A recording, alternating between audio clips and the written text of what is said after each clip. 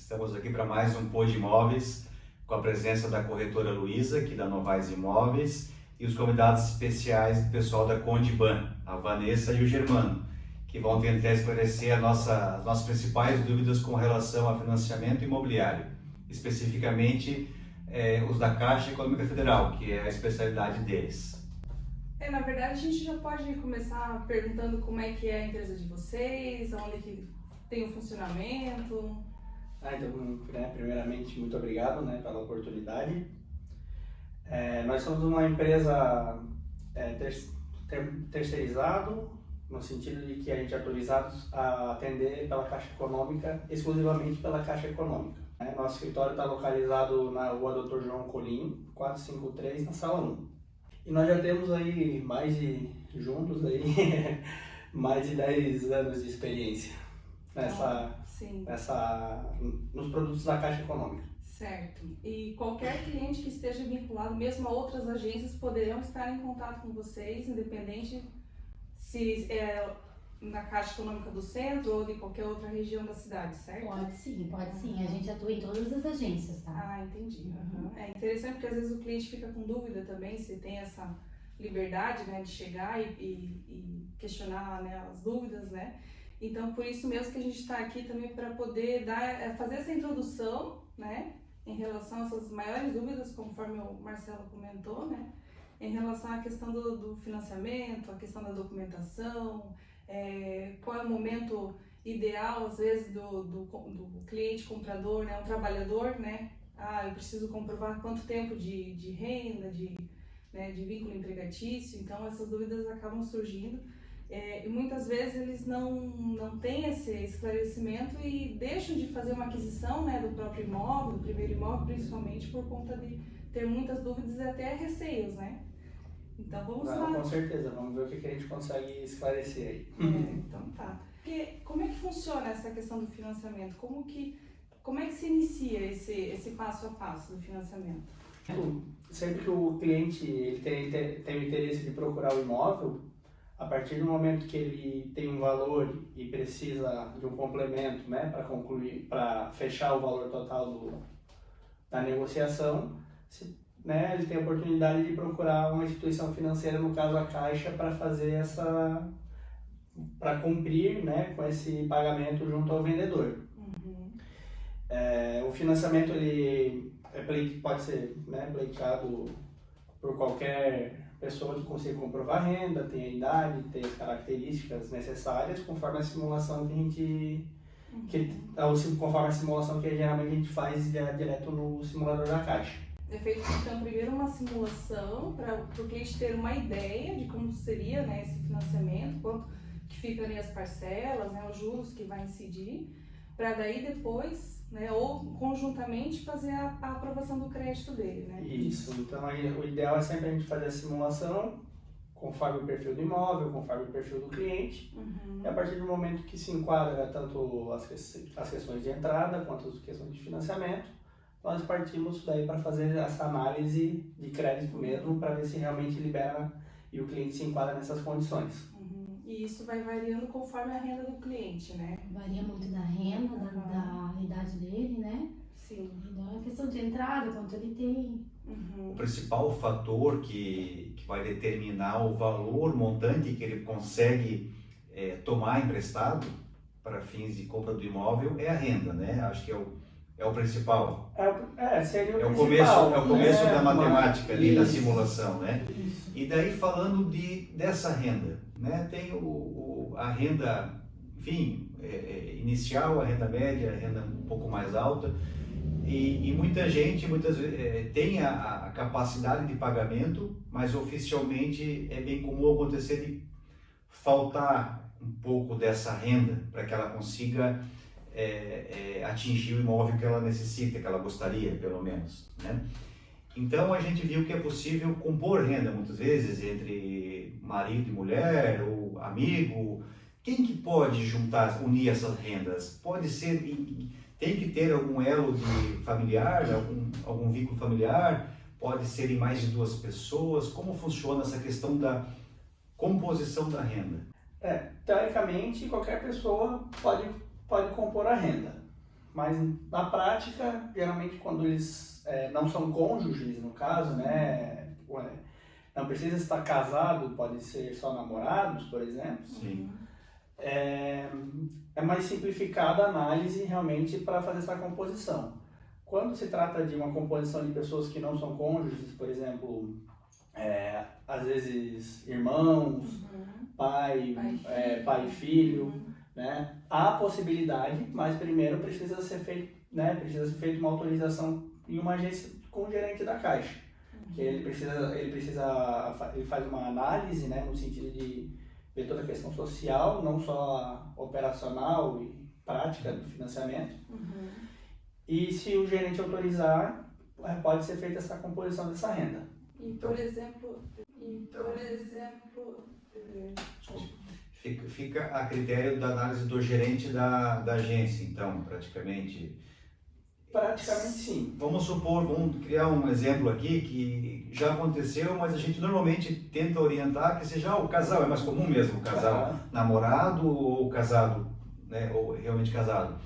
Mas a gente teve um caso recente aqui, que são 3 amigos, né, que queriam compor a renda como se fosse um negócio, né? Então cada um tem lá 1/3 da propriedade, 33,33%, e são amigos, não são irmãos, não são nada. Poderia ser avaliada essa possibilidade? Poderia, claro, né? Não se descarta? Não se descarta, também sempre levando em consideração que cada financiamento ele é único, né? Por mais que é um casal que seja trabalhador com regime de CLT, por exemplo, cada um vai ter sua característica, né? Então, assim, no caso específico, se todos forem solteiros, forem jovens, não tiverem outros comprometimentos financeiros, não, sim, tem outros né? fatores. Então, assim, são N fatores, mas é preciso se passar por essa análise. A rigor não se dispensa, né? A rigor não se dispensa, porém a gente sempre precisa, né, de uma análise. O correspondente ele não tem essa isso para fazer esse tipo de análise. A gente vai analisar os documentos, vai ver se a renda está ok, né, CLT. Mas não se descarta a possibilidade, né? Vamos avaliar, passa para vocês vão avaliar. Né, a gente vai analisar e vai pedir para procurar uma agência da Caixa. O gerente analisou, fez as entrevistas, fez as perguntas devidas, falou, pode seguir, a gente segue. A gente sabe que a idade interfere, né, na questão do prazo, ali, com certeza, do potencial de liberação do financiamento, né, de aprovação desse financiamento. E no caso, assim, quando é feita essa análise entre mãe e filha, né, que querem comprar um imóvel em conjunto, a idade da mãe vai pesar, vai interferir? Sim, é sempre a idade do mais velho, né? Sempre do mais velho. Mais velho, menos prazo ela vai ter para financiar. E aí, às vezes, isso pesa. Às vezes é mais fácil a filha financiar sozinha do que compor a renda com a mãe, né? E aí tem que ver se a mãe é casada, tem o pai, então tem outras questões também, né? Que vão influenciar também. Isso. Certo. Então, além dos cônjuges, quem pode compor a renda, então, pode ser entre parentes, né? E pessoas próximas, assim, que querem comprar qualquer outra imóvel, pessoa, na verdade. Isso, qualquer outra pessoa. Tá. Desde que é avalizado pela agência. Tranquilo. A gente já fez casos de irmãos, já fez casos também de 2 amigos que compraram para dividir, morar um apartamento. Isso a gente realmente já fez. Não é corriqueiro, né? Sempre lembrando que é uma responsabilidade aí que você assume. Sim. Enquanto houver saldo a pagar desse financiamento, você tem responsabilidade dentro desse financiamento. Sim. Tá? E é uma responsabilidade comum, assim, no sentido dos dois estarem comprometidos com aquele pagamento mensal, né? Com certeza, né? Sim, com quem estiver participando vai estar comprometido. É a mesma proporção, né? Ou depende da renda? Depende da cada um. Depende da renda no sentido de responsabilidade, mas se entrar inadimplência, por exemplo, os dois são analisados e respondem. Certo. Também tem uma outra questão aqui, vamos puxar um pouquinho para a questão dos imóveis propriamente dito, né? A gente já conhece bastante da liberação de financiamento para imóveis urbanos, né? Mas quando se trata de aquisição e compra de terreno e construção, como que funciona essa aprovação? Essa aprovação tem uma procura grande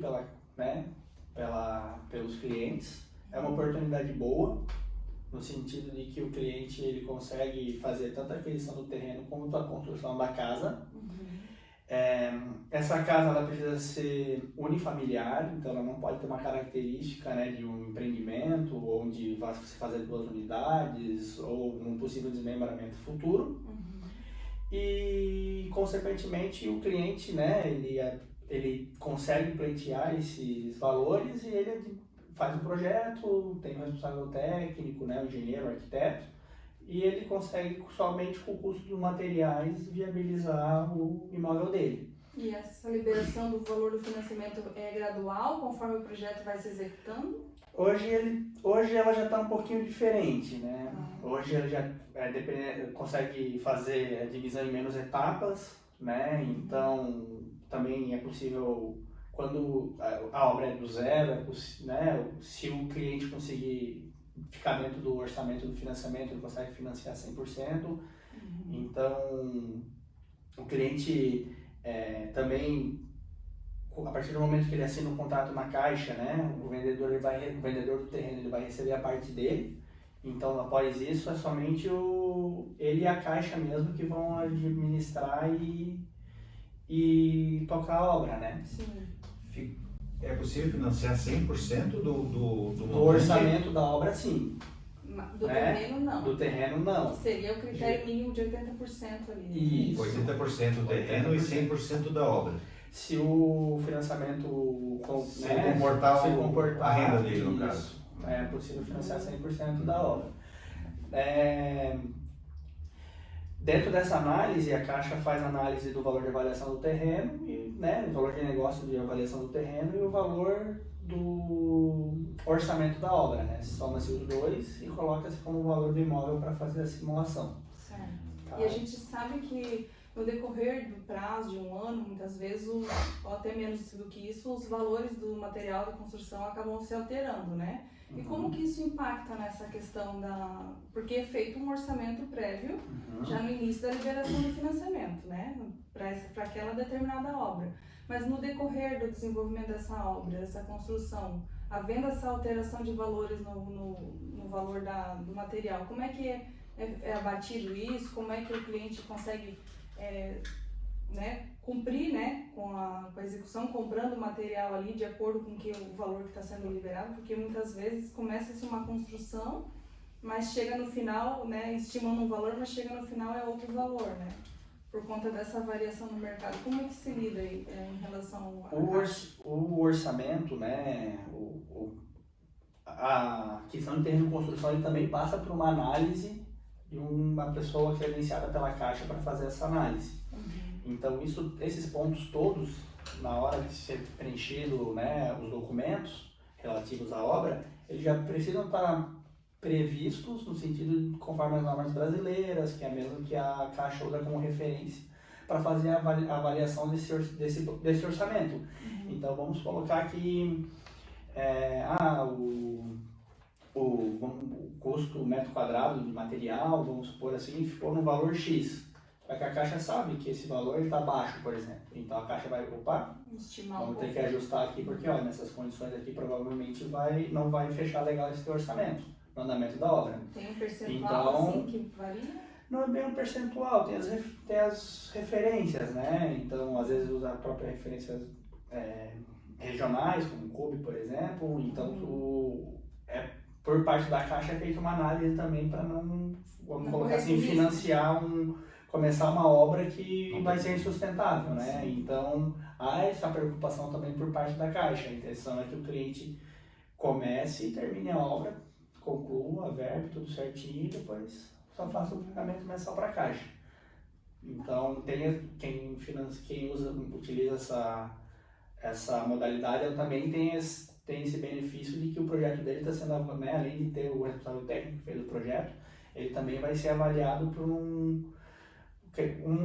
vamos colocar um especialista, que são os arquitetos e os engenheiros da Caixa que fazem, né, credenciados da Caixa, que fazem essa análise, para ver se realmente esse projeto vai ser condizente. Eu acredito que o próprio responsável técnico também já tem essa noção, né? Sim. O Marcelo que pode responder Sim. até, né? Já calcula lá, prevendo uma variação, né? Eu penso assim, sendo um pouco conservador, talvez demais, mas que o contratante ele tenha que ter um pouco mais de reserva, Esse é um dos motivos, né? A questão da medição por parte da engenharia, muitas vezes na concepção do contratante, né? Do proprietário da casa, a Caixa vai liberar o recurso por etapas, né? Então vamos supor que seja lá em 10 etapas, na primeira laje, na alvenaria do primeiro pavimento e assim por diante.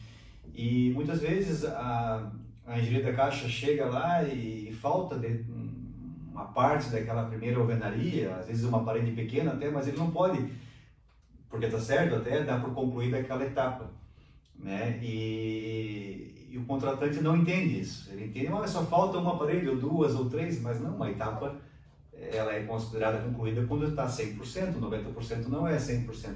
Isso acontece na prática. Então eu penso que o contratante ele tem que ter uma certa garantia, um caixinha, vamos chamar assim, porque ele não vai ficar sem receber. Se a Caixa tratou aquilo, ele vai receber cada etapa, mas o time da etapa que às vezes dá uma falta de entendimento das partes. Então ele teria que ter um caixinha para poder não ficar ali contando só com aquele recurso. É a mesma coisa da correção, se amanhã ou depois, os imprevistos, né? É um negócio que os valores são um pouco maiores, então ele não pode ficar à mercê, né? A mesma coisa da correção. Passou 30 dias e disparou ferro, como aconteceu recentemente, né? A Caixa tratou um valor com ele. Sim. Ela não vai lidar depois com o CUB, acredito. A gente passou por situações, né, agora muito atípicas, né? Sim. Mas em princípio, de todos os financiamentos que a gente já fez, até o momento nenhum com esse tipo de situação. E realmente estourou o orçamento, por exemplo. A tendência geralmente é até sobrar um pouco mais, assim, que a gente sempre recomenda pegar alguém que também já tem essa prática, né? Um engenheiro, um arquiteto que tenha conhecimento disso, que saiba tocar, que saiba levar, que consiga gerenciar bem essa questão do fluxo de pagamento, tudo certinho, para realmente tentar mitigar ao máximo essas situações. Mas a tendência geralmente é sempre ainda ficar um pouco abaixo, porque o próprio orçamento da Caixa ele tem vamos colocar uma gordura, né? Então, quando a gente já teve situações que teve que ser revisto para cima o orçamento, com esse valor você não vai conseguir entregar essa, né, tá a risco de você não conseguir entregar o dinheiro, e aí o engenheiro, né, tá colocando a responsabilidade dele, representando né, o interesse da Caixa também. Sim. Mas isso também para o cliente é um sinal de que, né, temos que, às vezes, por mais que o responsável técnico já tenha previsto uma gordura, talvez é melhor ter um pouquinho mais de gordura ainda. Desde que condizente com a capacidade financeira do... Isso, com certeza, né? Precisa ficar tudo dentro da capacidade que o cliente precisa ter. Também vai haver um limite, né? Porque talvez ele queira, enfim, um valor um pouco acima do que realmente vale. Com certeza. Então, o que vale para menos, o que vale para menos, vale para mais também, né? Então, a menos que não tenha uma característica muito específica de qualidade de acabamento ou qualquer outra situação assim, ele vai ficar sempre na margem do mercado, né? Então, para quem está fazendo essa operação, ele tem essa segurança também. Então, por experiência, aí, a gente já fizemos dezenas desse tipo de modalidade e nenhuma a gente teve esse tipo de problema, assim. Tá? E a questão do prazo também, nessa modalidade ainda, é diferente da compra e aquisição de um imóvel já pronto? Prazo de financiamento? Prazo de financiamento. É o mesmo, até 35 anos. É o mesmo prazo. É o mesmo prazo. Claro, dependendo ali do sistema de amortização que o cliente escolher, né? Sim. De 30 a 35 anos é o prazo. bom. Interessante. O que eu vejo, assim, para concluir esse tema, que é o financiamento do terreno em construção, é que talvez por falta de conhecimento, muita gente deixa de aproveitar esse benefício, vamos chamar assim, porque pensa que é algo muito difícil, o acesso. Não, é tão fácil quanto comprar um imóvel pronto. Mas ele consegue construir muitas vezes a casa que ele sempre quis, que se ele fosse comprar a mesma casa pronta, que não seria exatamente igual ao que ele quis, porque não veria o jeito dele, não teria a cara dele.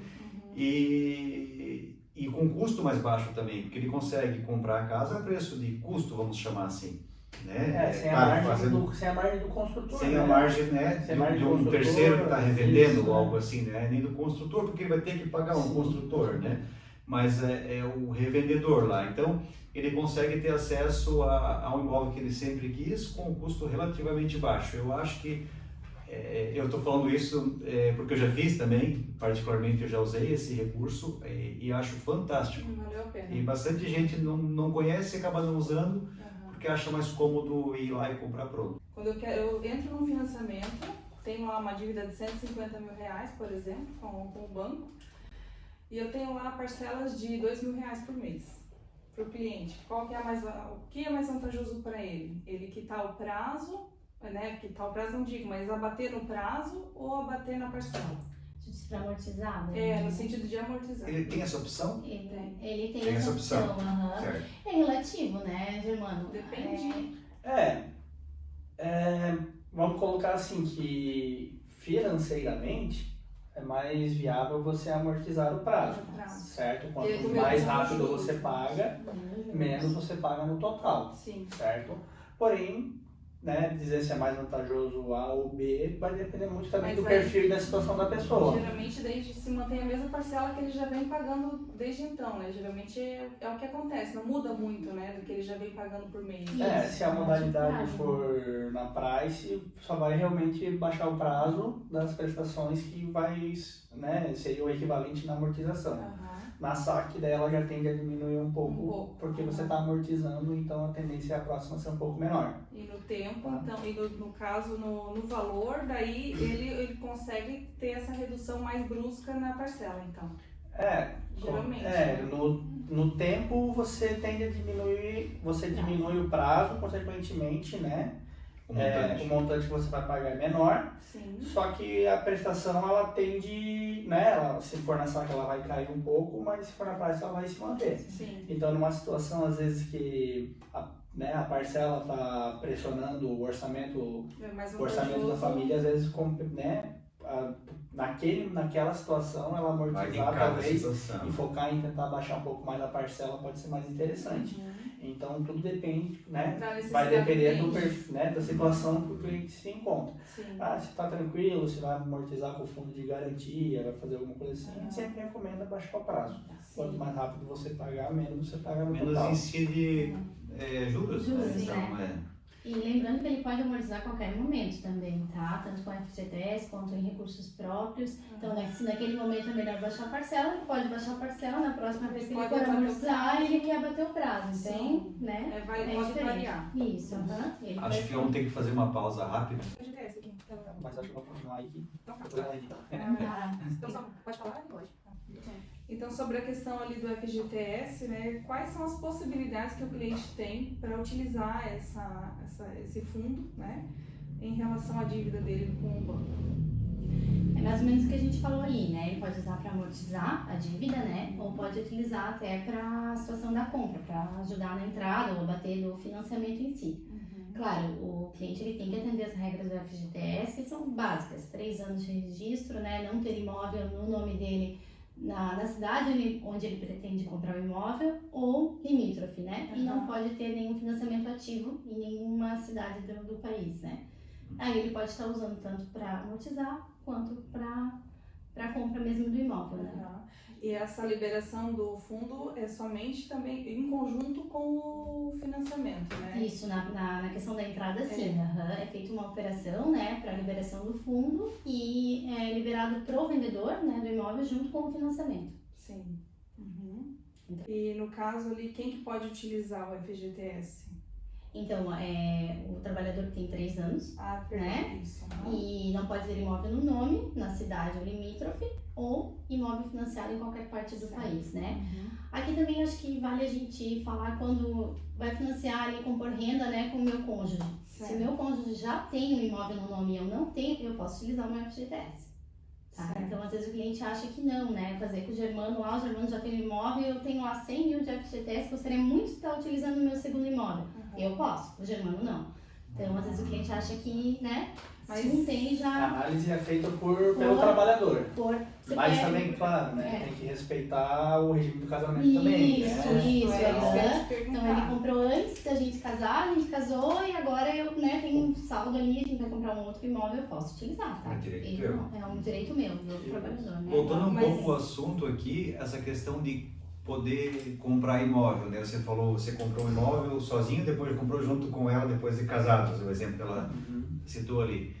Uma pessoa, ela pode fazer mais de um financiamento, claro, desde que a renda dela comporte, obviamente. Mas eu tenho um imóvel financiado e vamos supor que a renda comporte. Eu posso comprar um segundo imóvel na praia, por exemplo? Se a tua renda né, se Comportar. condizente com as duas prestações, pode. Pode. Ah, bacana. Que bastante gente pensa que não pode. Ah, não vou comprar esse imóvel porque eu já tenho outro financiamento. Então, se a renda dele comportar, Pode sim. Não Isso, tem problema, pode no comportar. caso, Né? dentro daquele percentual de comprometimento de renda, né? Isso. Que no caso É são 30%. 30%. Aproveitar o gancho ali em relação a... Agora eu me perdi. Antes, um pouco antes. A gente estava falando do quitação do financiamento. Porque assim, daí são casados, né? Mas aí, conforme tu falou, eu tenho 100 mil de FGTS. Então, não vai mas aí eu só conseguiria usar se vocês entrarem em conjunto nessa questão do financiamento ou não? Porque assim, por exemplo, eu e meu marido fez o financiamento, né? Quando nós estávamos casados. Só que eu entrei como dependente dele, na época. Eu como dependente, tendo lá, digamos, naquele momento 100 mil de FGTS, eu poderia usar, Poderia independente ter usado lá. Mesmo se não, vamos supor que Mesmo que você eu não tinha entre 100 como mil na contributivo. conta e vamos supor que você não estava num trabalho ativo, né? Uma conta ativa, no caso do fundo de Certo, garantia, estava isso. trabalhando como autônomo ou não estava trabalhando. Mas você tem o fundo de garantia lá, você está participando da operação, o imóvel vai ser teu, você pode utilizar o fundo pode de garantia. também. E em relação ao percentual do valor que a Caixa financia, né? Geralmente são 80%, né, do valor do imóvel, né?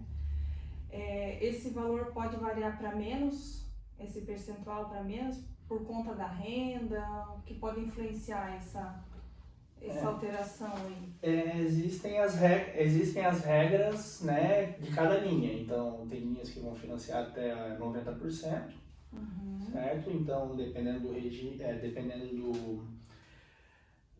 Ai, agora aqui eu fui. Cada linha de... Hoje a Caixa ela tem diversas linhas, né? Cada linha tem a sua regra. Então, ela pode variar bastante, conforme se for saque, se for prazo, se o imóvel for novo, se o imóvel for usado. Ela varia, né, de 40% até 90% do valor. Então, hoje, as modalidades que mais financiam são os imóveis da Caixa, os imóveis adjudicados, que você consegue financiar até 90%, na maioria das linhas. E os imóveis e os empreendimentos parceria com a Caixa também, que você consegue financiar até 90%. A maioria, fora essas duas situações, elas tendem a ser até 80%. Mas isso é conforme a regra. A capacidade do cliente também é o que importa. Então não quer dizer que qualquer pessoa consiga financiar até 80% do valor do imóvel. Sim. Tem que fazer toda aquela análise de idade, renda, capacidade, se a pessoa já não tem algum outro comprometimento financeiro. Sim. Então a regra é uma, mas a intenção precisa ser feita a análise para ver se o cliente consegue atender até os 80%. E também em relação ali à participação do cônjuge, né, sendo como dependente, entrando como dependente, se ele tem algum, por exemplo, um veículo no nome, em prestação, né, ele, mesmo estando como dependente no financiamento da Caixa, vai influenciar, vai comprometer a renda em relação a essa parcela do veículo, por exemplo? Pode comprometer. Pode comprometer. Tá? Então, isso, né, as pessoas que estão participando, se tiverem mesmo parcelamento, com certeza, mesmo sendo dependente, faz uma análise da capacidade familiar como um todo, né? Entendi. Então, quem está compondo renda acaba tendo que garantir o orçamento da família. Então, isso o sistema ele pode comprometer também. Muitas pessoas que compram imóveis na planta, eles têm muitas dúvidas quando se trata de imóvel que estão garantidos pelo crédito associativo perante a Caixa. Nesse caso, quais são as vantagens de se comprar um empreendimento assim, ou desvantagens? Como que funciona essa questão do crédito associativo em relação ao cliente comprador? O crédito associativo é uma das modalidades onde a construtora acaba, né, o empreendimento acaba sendo financiado em parceria com a construção dele acaba sendo financiado pela Caixa em parceria. Então, o crédito associativo, em específico, ele é recurso do fundo de garantia. Então, são imóveis que a unidade, né, final ali vai se enquadrar dentro do programa Casa Verde e Amarela. Nessa modalidade, o cliente ele consegue financiar até 80%. E a vantagem para quem está comprando é que ele vai ter a garantia da entrega, certo? Caso haja algum problema, alguma dificuldade no período da obra, a Caixa se responsabiliza em, né, qualquer coisa fazer substituição para conseguir garantir essa entrega. O cliente, a partir do momento que ele fecha o negócio, ele já assina o contrato, então já é... Com a Caixa, né? Isso, já é feita a transferência da propriedade, né, daquela unidade. E isso também garante a taxa de juros, garante a condição de quando ele está comprando. No momento que ele assina o contrato. Que já assinou, por mais que esteja, às vezes nem começou a construir lá ainda, só prepararam o terreno, mas já conseguiu, né, a avaliação do empreendimento já está liberada, você já pode vender financiado, certo? E a questão dos juros ali, mesmo que então altere-se esses juros no decorrer da obra de 8% para 9%, por exemplo, não vai incidir no contrato do... Não, porque ele já assinou. O valor que ele financia também, né, não vai incidir o CUB, em alguns casos, né, geralmente os apartamentos eles são corrigidos pelo CUB, então a partir do momento que o cliente já financiou, a construtora já vai ter essa garantia desse crédito desde que atenda, né, o cronograma do empreendimento. Então, para o cliente ele também tem essa vantagem, porque por mais que ele tenha os juros de obra no período em que ele está construindo, ainda ele é menor do que a variação, geralmente ele é menor do que a variação do CUB.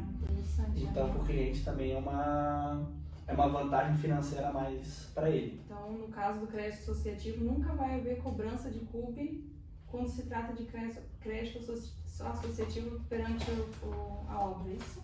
Não é que não vai haver, mas o saldo que, vamos colocar que o cliente conseguiu, tinha o valor da entrada, já pagou o valor da entrada e a diferença já foi financiado. Então, ele já não precisa acertar nada direto com a construtora.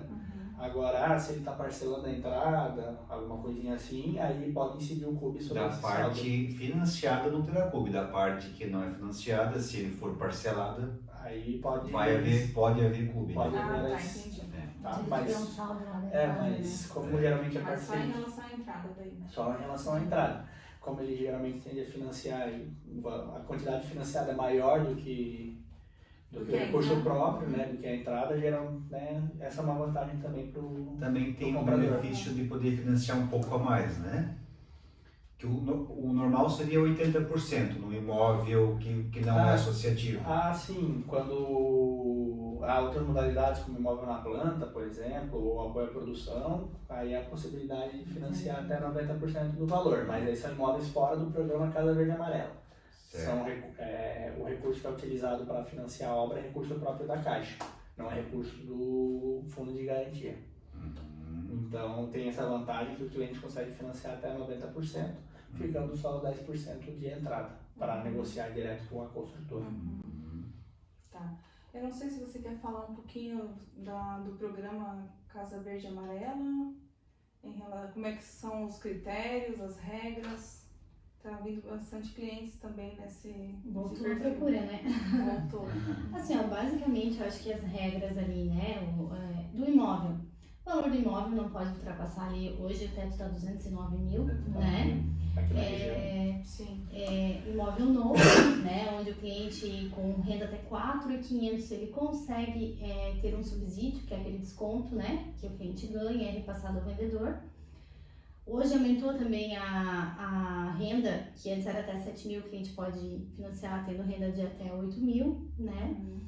E acho que são as regras básicas, né, Gemma? Hoje o prazo também está até 35 anos, antes era 30. Isso. Só melhorou. Mas o importante é que no programa Casa Verde e Amarela, tem que ser respeitado, né, outras regras, diferentemente de quando se financia com recurso próprio da Caixa.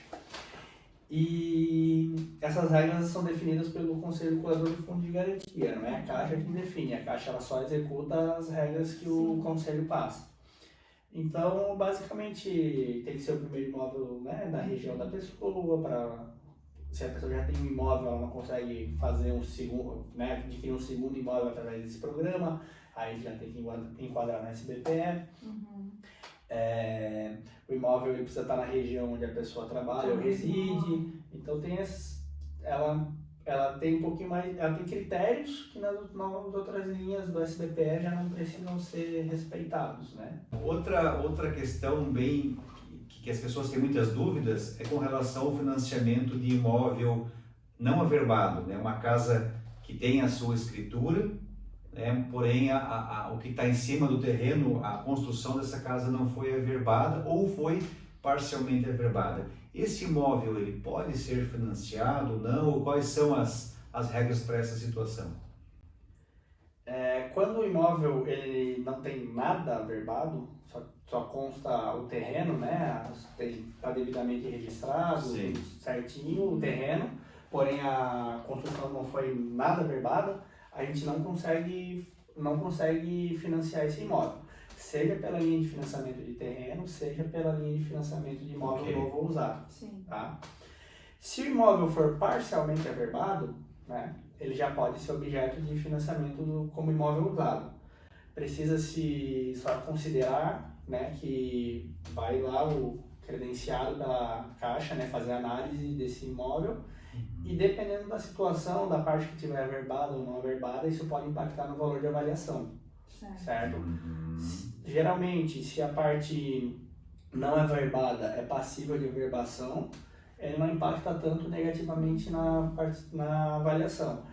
E se há algumas partes, né, que é feita a construção que não está regularizada, não for passível de averbação, ele tende a não contar isso para fazer o valor de avaliação desse imóvel. Certo. Tá? Então, essa proporção, por exemplo, se o imóvel está só apenas 50% averbado, como que funciona o critério para liberar o valor do financiamento para o comprador em relação a essa parte que está averbada? No sentido assim, o imóvel está lá 50% averbado, ele vai liberar 80% para o cliente em relação a esses 50%. Como que funciona isso? É assim, dessa forma? Ou ele considera em relação à parte que está averbada e em relação à liberação do recurso pela Caixa em favor do cliente? Como que funciona isso, esse critério? O critério para liberação do recurso vai ser em cima do valor de avaliação. Então, se ele tá averbado só 50% e o nosso dinheiro, o nosso credenciado, considerar só os 50%, porque não é passível de averbação, como ele falou, a gente vai liberar o crédito dele de até 80%, né, que é a média, em cima desse 50% que ele considerou. Agora, se ele considerar, a gente já teve casos, né, que a casa estava 60% averbada e foi considerado o valor total, porque era uma área que era possível, né, averbar. Então, estava dentro e ok, né? É interessante sempre pedir engenharia, tudo para, né, ter certeza, assim, para garantir, né, para o cliente ficar mais tranquilo em relação a isso. Também cada caso é um caso, né? A gente já pegou situações onde a parte da, né, geralmente eles averbavam o começo da casa, depois fazia uma garagem, aí depois faz uma área de lavanderia, lá atrás faz uma área de festa. Sim, vai E a ampliar. Maria teve situações que, por exemplo, aquela área lá atrás que foi construída não poderia ser considerado para averbação. Certo. Então aquela área lá, por mais que era uma área grande, Não considera. o engenheiro constou no laudo, né? Ela consta que tem essa área, tem que constar toda a situação, mas para valoração desse imóvel ele não foi considerado. Entendi. Em relação à própria experiência que vocês têm em relação aos clientes que financiam lá há 30, 35 anos, né? É comum ou não é comum a pessoa passar 30, 35 anos pagando esse financiamento? Ou é comum ela reduzir esse prazo? Como é que vocês veem essa questão do financiamento de um modo geral em relação aos Tem uma clientes? estatística? Tem uma média, Uma né? média, Em torno isso. de 10, no máximo 15 anos para quitar o imóvel, tá? Hoje, eu, que já tô aí ó, nessa estrada há um tempo, eu nunca vi nenhum cliente Que passou... que quitou o financiamento nos 35 anos ali no prazo máximo. E se Ah. perguntar, acho que para algum gerente da Caixa, ninguém também vai ter, Nunca... não vai lembrar de nenhum caso, né? Geralmente as pessoas fazem, Que então bom. conseguem quitar antes do prazo. Aquele cliente que tem o FGTS costuma É. amortizar a cada 2 anos, né? E certo. também pode utilizar em recursos próprios, mas a média é 10 a 15 anos. E tem clientes que costumam pagar a parcela atual e a última parcela de trás para frente para poder amortizar, ir amortizando isso? É, como comum isso? um financiamento de veículo, né? Isso. E, no caso, ele não faz a amortização da primeira e da última, ele vai amortizar o prazo. Então, a Aham. gente até costuma pedir para o cliente juntar um montante para que Pra valha a daí pena fazer. também, né? Eu costumo passar em torno de umas 10 prestações, mais ou menos. Ah, certo. Juntou aquele valor, vai lá e amortiza, Pra porque ter aí um realmente impacto. vai valer a pena, né? Aham. Em vez de todo mês querer pagar ali uma de trás, uma da frente, É. não. Sempre junta ali, junta uns 10 meses, Pelo menos enfim. 10 parcelas ali, Isso, aham. E pra aí ir amortiza. abatendo. Isso. Interessante. Hoje o cliente ele consegue fazer isso tudo pelo aplicativo. Sim. Então ele não precisa ir no banco, ir lá, pedir pro gerente, tirar o boleto, fazer, não. Ele faz tudo pelo próprio aplicativo, né? Claro, desde que esteja com as senhas, com os acessos tudo certinho, ele faz tudo pelo aplicativo. Até a liquidação do contrato ele consegue fazer pelo aplicativo e depois só pegar a carta de quitação Pra da daí agência. levar no cartão de da baixa. Isso. Ainda existe o Construcar ou algo assim? E vocês fazem isso também, não? Hoje ele tá fora, O né? ponto do cara está suspenso e é uma linha direto com a agência daí. Ah, Né? certo. Correspondente ele não atua. Não vincula. Aham. Tem mais alguma questão? Aqui a gente já Não? saudou tudo. Tá. Uhum. O que eu gostaria de falar para o ouvinte é o seguinte, que quando quem vê de fora, a pessoa que está procurando um imóvel para comprar e conversa com muito corretor, com colega, com as pessoas, toda essa nossa discussão parece muito que é algo muito complexo, né? Porque a gente se aprofunda um pouco mais e porque cada situação é uma situação a ser avaliada. Mas é bom dizer que fique claro que o processo de financiamento ele é muito simplificado hoje em dia, muito, né? Então assim, meu Deus, toda essa conversa aqui para deixar a pessoa ainda mais confusa, né? Com medo, né? E acaba acontecendo muitas vezes isso porque o amigo fala que foi difícil, que foi não. Se a pessoa, vocês me corrigem se eu estiver errado, mas se a pessoa não tiver restrição comercial, tiver a renda compatível com o imóvel que ela quer. Eu recebo um salário de R$1.000 e quero comprar uma casa de 900 mil. Pouco provável que eu consiga.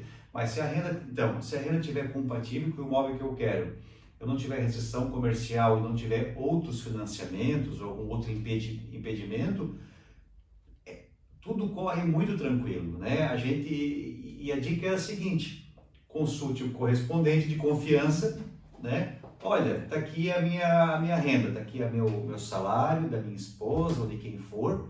O que eu consigo? O que eu posso atingir?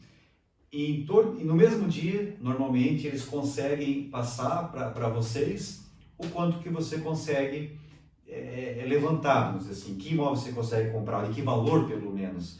E é muito comum a gente ver as pessoas procurarem imóveis e passam às vezes um mês rodando a cidade e às vezes meses procurando imóvel sem saber o que ela realmente pode, para mais ou para menos, né? Importante. Porque alguém falou. Então talvez, aí fica a dica, o caminho seria o contrário. Primeiro, o que eu posso? O que está dentro Das condições. das minhas Claro, com condições? Né? O Germano, Vanessa, Luísa também consegue fazer essa análise, essa pré-análise, vamos chamar assim, que é muito simplificada na verdade, e vai passar para vocês de forma clara e segura. Olha, você consegue comprar uma casa de 500 mil, né? Dentro das suas condições. Já na sequência, em questão de horas, muitas vezes, eles conseguem aprovar o crédito. O que é aprovar o crédito? Mário, você consegue comprar uma casa de 500 mil, dessa casa de 500, 350 pela tua renda você consegue financiado, 150 você vai ter que dispor de recurso próprio, que seria em espécie, o FGTS, que também é válido como entrada, um veículo, enfim, daí vai a negociação com o vendedor.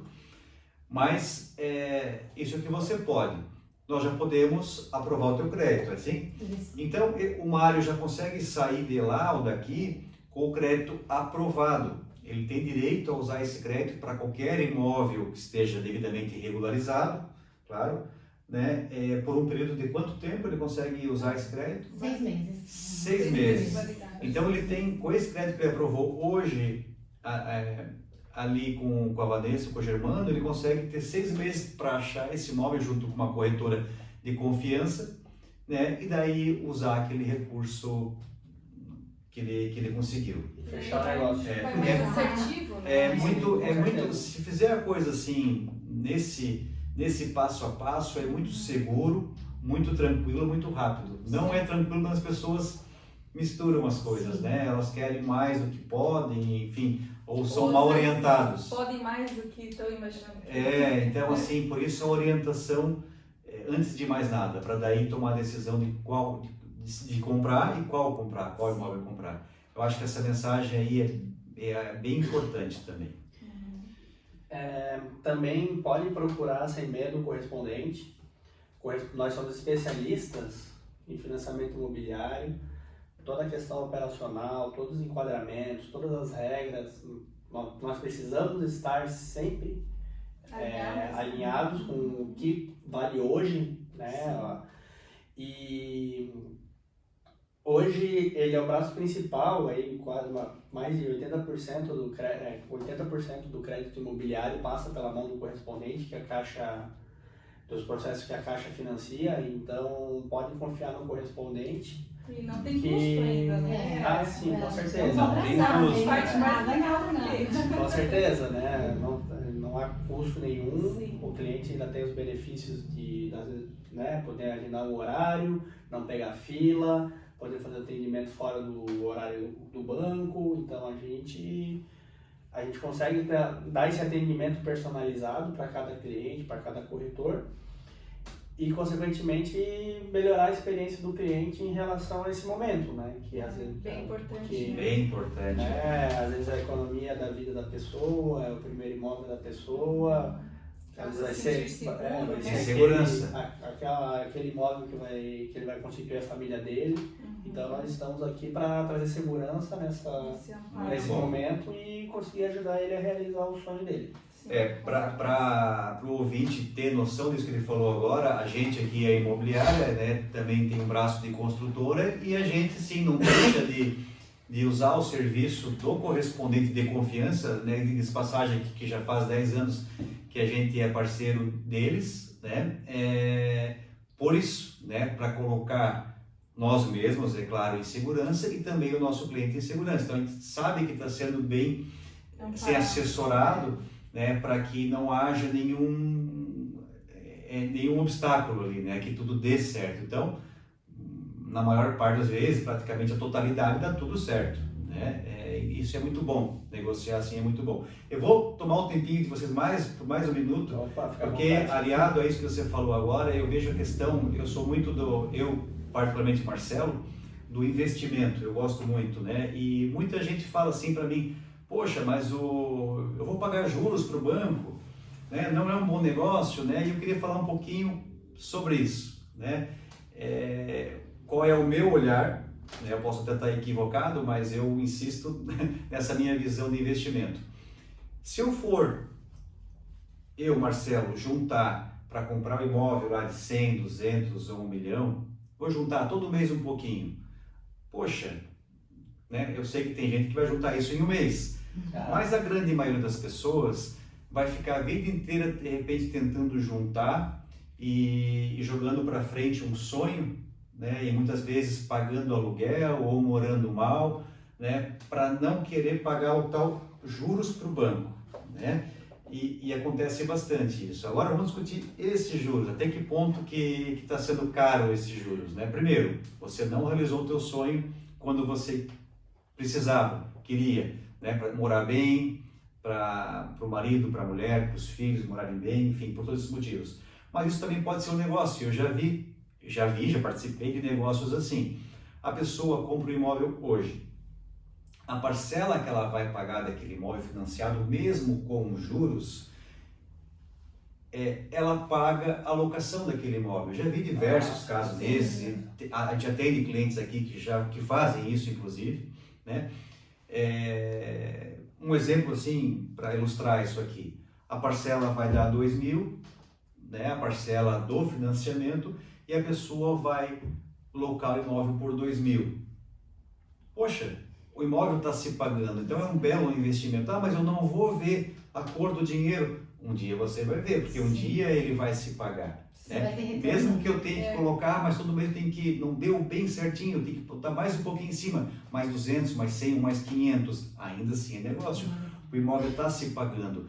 E ainda, nesse exemplo aqui, acontece o seguinte, que é bem comum. A tua parcela hoje é 2.000, né? Tem a parcela que ela é decrescente, que eu gosto mais, porque a gente é muito conservador, então gosta disso, mas tem a parcela que vai manter os mesmos 2.000, que seja. Dificilmente essa parcela vai virar 4.000 ou 6.000, né? Em nenhum das possibilidades como se fala ali das modalidades. Das modalidades. Tem modalidades que fazem mais isso. Então, por exemplo, 2.000 ou 1.000 a parcela, ou 10.000 que seja, vale para todos os valores, né? Então eu estou pagando 2.000 de financiamento e coloquei esse imóvel para locação por 2.000. Isso hoje. Como eu tenho que ter uma visão de investimento a longo prazo, essa mesma parcela que eu pago 2.000, ela vai se manter. Hoje 2.000 no meu bolso é bastante dinheiro, né? Mas daqui 5 anos esse 2.000 já não é mais tanto, porque a inflação existe. Sempre existiu, nunca vai deixar de existir, eu acho. Então esses 5.000, 2.000 daqui 5 anos, daqui 10, daqui 15, daqui 20, ele já não é mais tão expressivo no meu bolso. Mas a locação não ficou assim. A locação ela vai sempre, com inflação, sem inflação, ela sempre vai subir. Então daqui 5 anos esse mesmo imóvel, vou chutar um valor aqui, chutado mesmo, esse imóvel já vai estar em 3.000, talvez 4.000, e a minha prestação continua em 2. Então a história se inverteu, eu comecei a fazer o meu imóvel se pagar e ainda estou obtendo um resultado. Acontece algo parecido com quem mora de locação, que tem algumas teorias que dizem que não compensa comprar imóvel, que mais vale viver de aluguel. Discordo também, né? E afirmo, não, compra o imóvel, né? Porque você não está só o teu dinheiro aplicado, esse mesmo 2.000 de locação que você colocaria no banco mensalmente, ou capital como um todo, 200.000 no banco hoje, né? Hoje até a aplicação tá melhor um pouco, vamos dizer assim, mas ainda assim, esse dinheiro aplicado no imóvel, você consegue rentabilizar ele através de uma locação, ou da moradia, que você deixou de pagar uma locação, e ainda a conta que poucos fazem é que esse imóvel também está valorizando. Né? Essa conta as pessoas não colocam no papel. Né? Só comparam a taxa lá da poupança, do CDB, enfim, das letras. Imóvel, né? Então, se contabilizar isso, dificilmente, raras aí algumas exceções, que às vezes o mercado trabalho oscila um pouquinho, mas dificilmente qualquer outra aplicação financeira vai ganhar de um imóvel. Sem contar que a segurança, né? Sim, que é o momento agora, a segurança e tudo mais, né? É melhor investir no imóvel o imóvel. E por último, para quem está pensando em comprar imóvel, está de olho aí, talvez seja o momento de aproveitar, porque as taxas estão bem interessantes, né? Ainda estão interessantes, não sabe o cenário de amanhã ou depois, então assim, quem está para comprar, aproveita, compra e garante a taxa de hoje. Essa é mais uma dica aí. Com certeza. Que pode ajudar bastante, aproveitar o momento. Simplificando, o imóvel, para mim mesmo, é o melhor investimento. Sim. Eu sempre achei isso, né? Eu sou suspeito, mas olha, bastante gente pensa assim, né? Com certeza. O imóvel ele vai estar lá, né? Vai estar lá rentabilizando e é o mais seguro, né? Ele está lá, ele é físico. Não comprometendo o teu orçamento financeiro, ele está lá. Então é importante, né? Se for uma decisão tomada bem pensada, planejada, o financiamento ele tende a ajudar, né? Sim. Até, você, Dessa até forma, mesmo né? um dinheiro na mão, em vez de comprar, dar uma entrada maior, ou às vezes comprar à vista, financia uma parte, deixa uma parte guardada, vai pagando aos pouquinhos. Sim. O financiamento traz essas opções. É. E vamos e venhamos, né? Os aluguéis de hoje estão bem altos, né? São Hoje o que eu altos. mais escuto lá no escritório, o cliente olha a simulação, meu Deus, deu quase metade do que eu pago de aluguel. verdade. Eu falo, porque tu não financiou ainda, né? Vamos lá, vamos fechar. Então, Verdade, assim, hoje o aluguel tá bem mais... a gente que acaba alugando sala, né, lá no nosso escritório, a gente sabe que isso todo ano tá aumentando demais, Sim. né? Então, Então é bom para quem quer sair do aluguel e é bom para quem quer um investidor. sim, Porque o aluguel vai render Só bastante para ele, Claro. além do imóvel. Né? Isso. Com certeza. Seria isso? Eu acho que é isso, então a gente quer agradecer a presença da Vanessa, a presença do Gervano também, né? Bem especial mesmo, foi bem esclarecedor, tá? Eu acho que os clientes vão gostar desse Esclarecimento. esclarecimento, isso É. me fugiu. Então é isso. Muito obrigada, tá? Pela atenção também de todo mundo. Valeu, pessoal. Valeu. Até mais. A gente agradece a oportunidade.